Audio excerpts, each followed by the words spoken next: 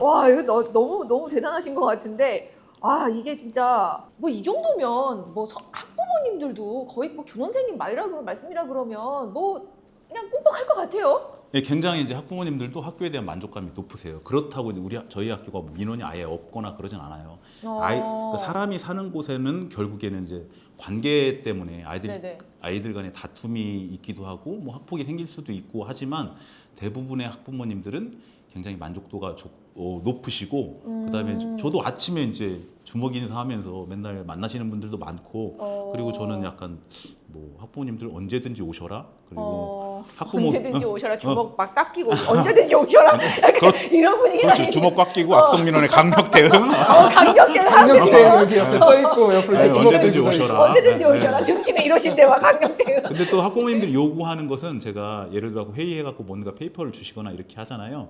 그럼 그거 다 제가 확인해갖고 되는 건 왜 되고 안 되는 건 안 되는지 다 설명을 드려요. 그럼에도 불구하고 이제 악성 민원이 없을 수는 없을 것 그럼요. 같아요. 예. 이제 그럴 때 좀 노하우가 있으세요 혹시?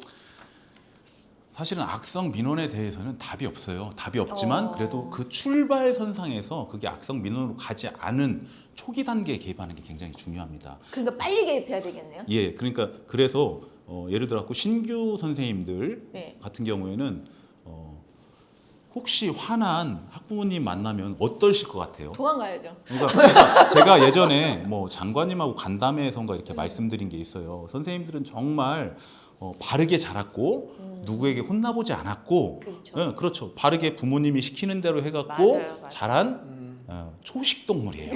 토끼 뭐 이렇게 왜 초식 동물이 사슴. 그렇죠. 토끼. 근데 우리의 여기 교실에는 토끼 아이도 있고 사자 아이도 있고 티라노사우루스도 있고. 그렇죠. 그렇기 때문에 평상시는 그 아이들은 다 귀여워. 근데 그 아이의 부모님이 화나면 육식 동물이 와서 초식 동물한테 으르렁거리면 할 수 있는 게 하나도 없어요. 그래서 초기 단계에 부모님을 만난다거나 뭘 네네. 한다고 하면 함께 만납니다. 함께?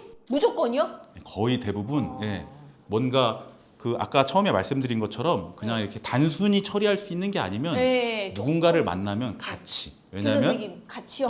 교감쌤이나 저나 같이 만나면 이 선생님이 얘기하지 못하는 그런 용어들은 저희를 많이 알고 있잖아요. 그리고 같이 대응을 해줘야 이 선생님도 굉장히 당황하지 아무래도 좀 힘이 좀 있죠. 그렇죠, 좀 그렇죠. 불안한 것도 없고 그리고 좀 저는 든든하죠. 그런 문제가 발생하면 어머니도 오시고 아버지도 오시라고 해요.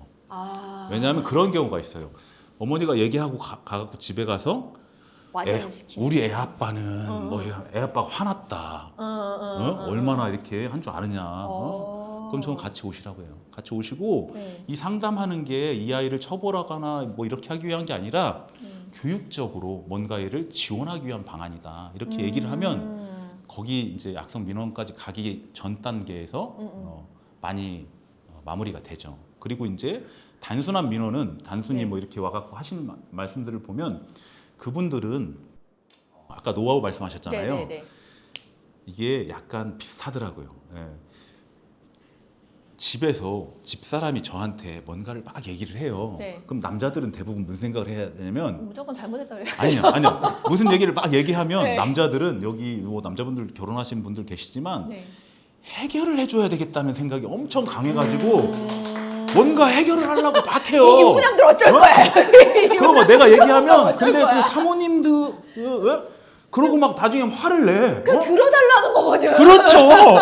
들어달라는 거야. 민원인도 마찬가지에 오면 우리가 이렇고 이러니까 오죽하면 내가 학교에다 연락해가지고 이렇게 할 거냐. 그러니까 네 얘기 하지 말고 내 얘기를 들어달라. 그렇죠. 그럼 그 얘기를 듣다 보면요. 제가 5시간까지 들은 적이 있거든요. 5시간까지 들은 적이 저는 뭐 얼마나 미치겠어요.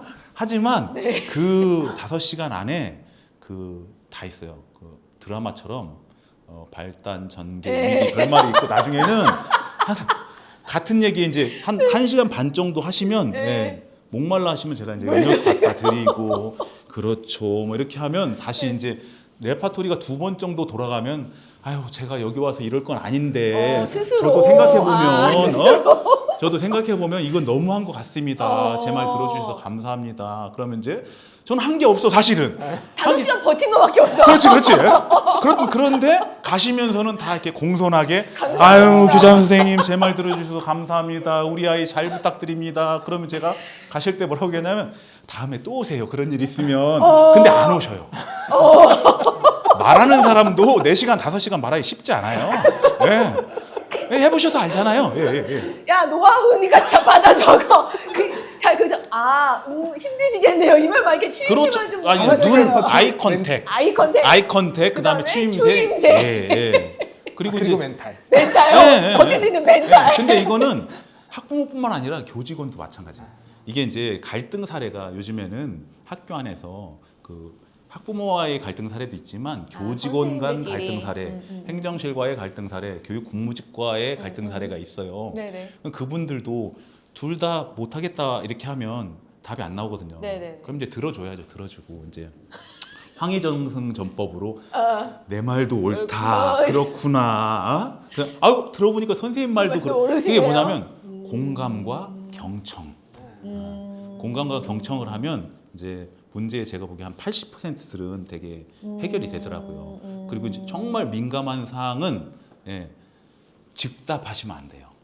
바로 대답하지 말고 시간을 줘. 이분들이 오셔가지고 막 하면 막 화나 갖고 얘기하잖아요. 네, 그럼 막 얘기해요. 근데 그거를 어떻게 덮어보려고 막 이렇게 대답하잖아요. 그럼 나중에 무슨 문제가 생기냐면 그 문제의 본질을 가지고 뭐라고 하는 게 아니라 그 옆에서 말하다가 잘못 얘기한 걸 꼬투리 잡아갖고 또 다른 상황이 또 다른 생겨요. 네, 그러니까 이제 중립적인 자세로 함부로 얘기하지 않고 나중에 이제 뭘 해결해달라고 바로 얘기하면 협의해보고 아니면 생각해보고 다시 말씀드리겠습니다. 근데 단 약속은 꼭 지켜야 돼요. 그분은 답변을 해주겠다고 하면 기다리시니까. 답변을 엄청 기다려요. 그렇죠. 아침부터. 왜냐하면 그런 일이 있지 않으셨어요? 만약에 누구한테 답변을 들어야 되는데 네네네.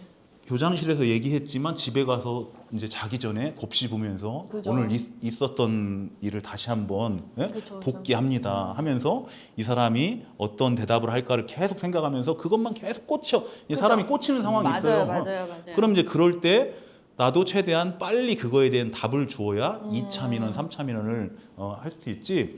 이 사람 계속 그것만 기다리고 있는데 그거에 대한 답변이 없잖아요. 네. 그럼 온갖 상상을 하셔서 이제 더 화가 그렇죠. 이렇게 이제 막 그러면 이제 학교에다 올라오면서 얘기하는 게 아니죠. 이게 이제 더 윗기가 뭐 교육감실에다가 전화하고 교육청에 전화하고 국민권익위원회에 전화하고 그렇죠, 교육부로 전화하고 그렇게 해봤자 결국에 그 문제는 다시 학교로 학교로 와서 해야 되는 거예요. 다 그분들이 맞아요. 해결해 줄 수 있는 건 일도 없습니다.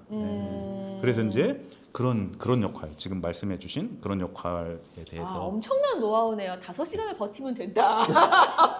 그 공감을 하면서 5시간을 버티면 된다. 아주 큰 노하우다. 받아 적어라. 적긴 적었는데 멘탈을 어떻게 챙기죠? 그러니까 그 평소에 체력 관리도 좀 하시고. 그래서 제가 새벽에 이제 걸으면서 생각하고 운동하고 학교에 일찍 와가지고서 돈 닦으시고. 그럼요. 예, 그렇게 해야죠. 근데 그래도 저는 그렇게 하는 게 되게 의미 있다고 생각을 하는 게 누군가 보면은 내가 믿는 구석이 있어. 우리 집에서는 우리 엄마 아빠 믿는 구석이 있어. 이것처럼 학교에서 누군가 나는 믿는 구석이 있어. 그래도 이 문제가 생기면 상의할 사람이 있어. 근데 그 선생님이 갖고 왔을 때는 뭔가 문제를 가지고 왔을 때는 그 선생님은 그냥 예전에 이제 뭐 교장실 함부로 못 가셨잖아요. 아유 큰일 나죠. 네. 큰일 나죠. 그러니까 이 선생님 아직도 선생님들은 뭐 아이들은 그렇다 치고 선생님들은 아무리 편하다고 해도 안 편해요. 안 편해요. 안 편해요. 뭐 저도 안 편한 분들 지금 앉아 있어요. 그러니까 선생님은 생각해서 정제되게 이렇게 해갖고 고민을 털어놓으러 오셨는데 그죠. 그거에 대한 어쨌거나 도움이 안 되면 그 선생님이 여기 온 의미가 없잖아요. 그러니까 저도 그럼 그 선생님이 갖고 있는 더 많은 경험을 토대로 내가 뭔가를 조언해주거나 어떻게 해야 되겠다. 근데 아무도 없는 조용한 시간, 명상할 수 있는 시간이 새벽이에요. 정신 승리를 위해 새벽에 출근한다. 그렇죠. 그렇게 정리하면 될 것 네. 같은데 일단은요. 물론 이제 교장 선생님 얘기 들으니까 와, 정말 바람직하고 이렇게 학교가 된다면 진짜 학교 생활하는 선생님도 너무 행복할 것 같고 아이들도 행복할 것 같은데 제가 듣는 현장은 그렇죠. 이런 경우가 사실 처음이거든요. 이제 근데- 교장 선생님들의 역할이 좀 약간 죄송합니다만 교장 선생님 옆에 계시니까 뭐 떠넘기기 아니면 회피하기 담임 선생님한테 미루기 전 약간 이런 식의 느낌을 항상 받았거든요. 근데 이제 그 선생님들 같이 이제 일선에 계신 선생님들한테 언젠가 또 누구는 교장 선생님이 될 거 아니에요. 그 선생님을 좀 롤모델 삼았으면 좋겠다는 저는 생각이 들거든요. 만약에 이제 롤모델을 두는 나도 저렇게 돼야지 하는 후배들이 있다면 어떤 말씀해 주시고 싶으세요? 교장은 사실 아까 얘기한 것처럼 뭐 떠넘기거나 뭐 회피하고 하고 이렇게 하는데 그 교장 선생님도 사실은 살려고. 그렇죠. 화난 하고 만나면 그죠, 살려고 제가 그 그러시는 농담으로 거죠. 그 얘기를 해요. 선생님들한테 이 얘기를 하면서 우리 교감 선생님 아까 보셨다고 했잖아요. 아우 피점이 상골했어요. 저는 선생님들한테 나중에- 농담으로 뭐라 하냐면 우리 교감 선생님도 악성 민원이면 무서워. 아, 교장 선생님도 악성 민원인 막무가내 오면 무서워. 근데 솔직히 안 무서우세요? 저도 무섭다는 생각은 안 들고 네. 이게 법적 소송으로 가면 피곤하겠구나 그 생각은 해요. 네. 왜냐하면 그 모든 선생님들이 뭐 소송 사례가 굉장히 많으니까 그러니까요. 소송이 뭐 혐의 없음이나 무혐의가 나와도 그 과정까지 가는 데 있어서의 그 정신적인 뭐 멘탈 이렇게 어려움 그리고 이제 그걸로 인해 갖고 사실은 그 과정을 겪으신 분들은 그걸로 인해 갖고 정신과 치료도 굉장히 많이 받고 계세요. 말도 네. 못하는 것 같아요, 진짜. 그거는 사례 들어보니까 그냥 정신줄 붙들고 사시는 게 용하시더라고요. 저는 제가 봤을 때는. 그러니까 이제 다른 교장 선생님들께서는 이제 그런 거를 우려를 하시는 거고 선뜻 못 하시는 부분을 뭐 저는 뭐 대부분의 교장 선생님들이 뭐 그렇지 않다고 해도 일부 교장 선생님이 그렇다고 하는 게 공감이 안 되는 거. 일부가 안 그러시고 대부분이 그러시대요. 현장에서 그런 말씀하시더라고요. 혹시 좀 뭐 이제 다른 교장 선생님 후배가 이제 교장 선생님을 꿈꾼다거나 아니면 현재 교장 선생님인데 이제 선생님처럼 못하고 계시는 분들이 계시다면 좀 어떤 말씀 해주시고 싶으세요? 저는 교장은 이제 제가 이제 지난번에 이제 마무리 얘기를 어디서 그렇게 얘기했다고 하거든요. 진흙 없이 피는 연꽃은 없다고 저는 그렇게 생각을 해요. 근데 그 얘기가 뭐냐면 학교에서 모든 교육 활동은 누군가의 희생봉사 헌신으로 이루어진 거예요. 어저께 저희 학교가 창의융합 축제를 했는데 창의융합 축제를 하기 위해서 그 준비한 학부모들도 있었고 네. 선생님들도 있었고 제가 이제 새벽에 왔다고 했잖아요. 네. 새벽에 왔는데 우리 연구부장님이 7시에 출근하시더라고요. 근데 그거는 누가 시켜서 하는 게 아니라 누군가의 희생봉사 헌신이 있고 지능 역할을 해주셨기 네네네. 때문에 다른 사람들이 누리고 있는 거잖아요. 근데 그 지능 역할을 교장 선생님이 해주셨으면 좋겠다. 그리고 이제 그 교장 뭐 이상적으로 얘기한다고 할지 몰라도 교장 선생님은 울타리가 돼주셔야 되고 그리고 이제 후배들한테 그늘이 돼주셔야 되고 그리고 때로는 방패가 돼줘야 되는 거고 그다음 상의할 수 있는 근데 결정해 줄 수 있는 결정을 못 해갖고 막 이것 때문에 힘들어하는 학교도 굉장히 그렇죠. 많거든요. 그리고 맞아요. 그 결정을 번복해서 번복하기 때문에 힘들어하는 학교도 많은 사례를 많아요. 많은 그래서 이제 사례를 그렇게 보죠. 하려면 교장 선생님이 많이 공부해야 되고 알아야 되고 경험이 많아야 되고 저는 그 민원들이 네.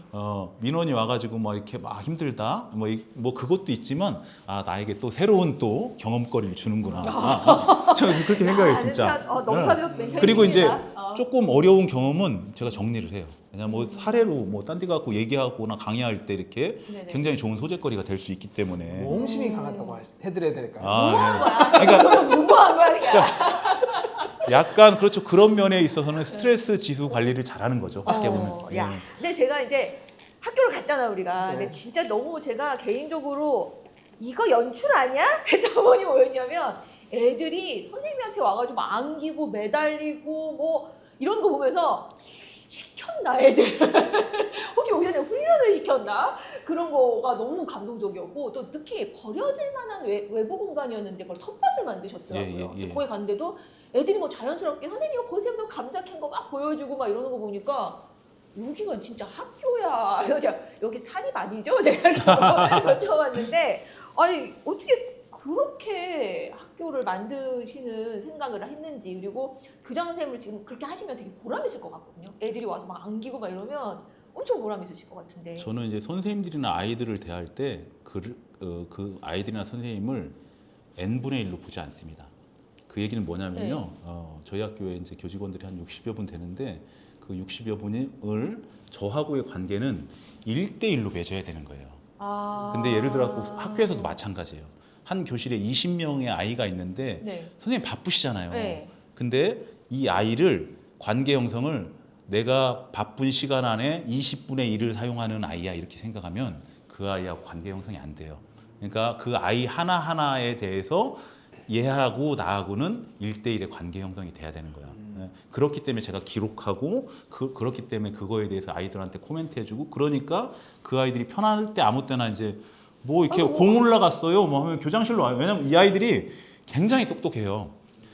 학교에서 누구한테 얘기하면 가장 빨리 해결되지 아이들이. 심지어 교무실이 어디예요도 저한테 물어봐요. 근데 그게 이제 다른 한편으로 보면 이 아이들이 저를 굉장히 친숙하게 생각하고 뭐 아버지 할아버지한테 네. 막 와서 안기는데 나 너무 놀랬다니까 진짜. 근데 저도 이제 마음속으로 좀 걱정은 해요.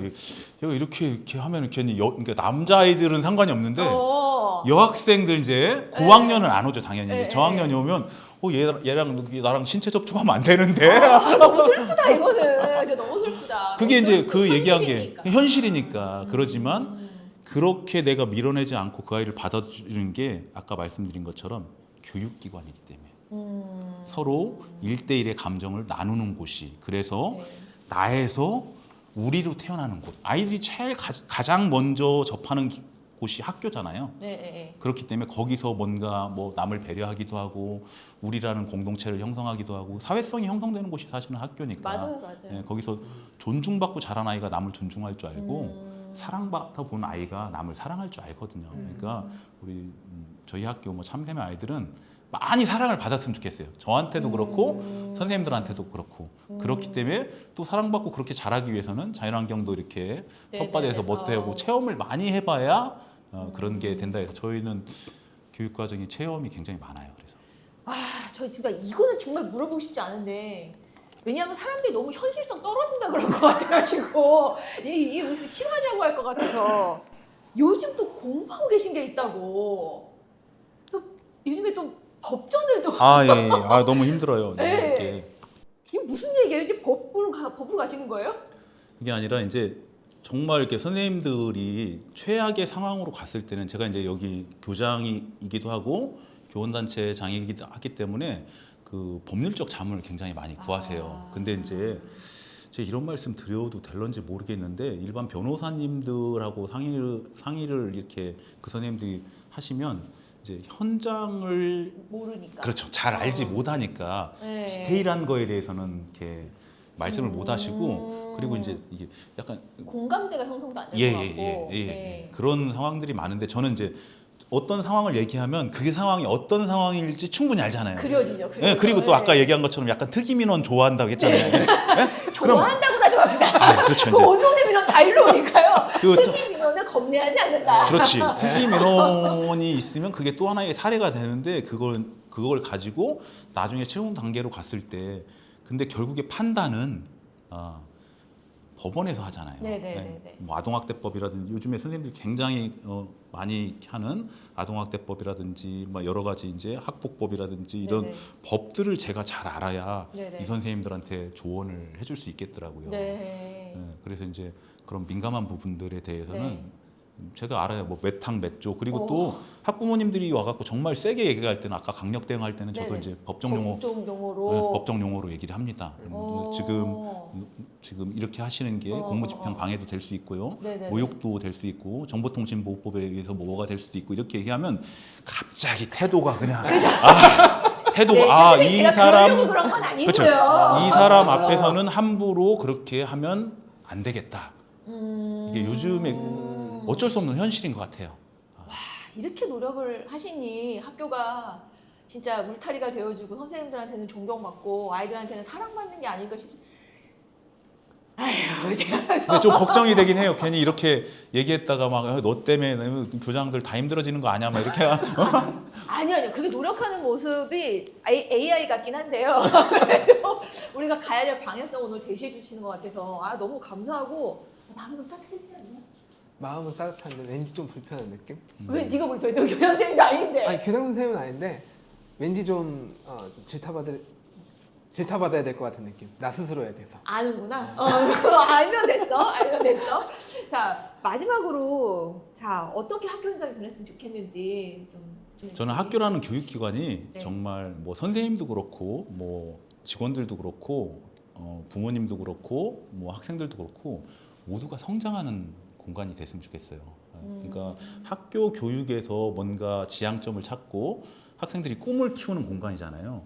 그럼 그 학생들의 꿈을 응원하기 위해서는 옆에 선생님도 조력을 하고 부모님도 조력하고 저 같은 교장도 조력을 하는데 그게 그 아이의 성장을 위해서 노력하다 보면 선생님도 성장하더라고요. 그리고 또 함께 또 이 아이의 꿈을 응원하기 위해서 뭔가 집에서 서포트하다 보면은 네. 부모님도 같이 성장하더라고요.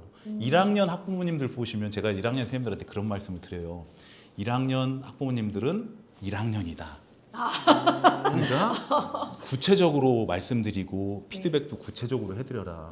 근데 그분이 특히 첫째, 이제 둘째, 셋째 돼 갖고 이 학부모님들이 이제 4학년, 5학년 되면 1학년처럼 그렇게 그렇게 하지 않는다. 그건 뭐냐면 부모님도 성장하고 있다는 거거든요.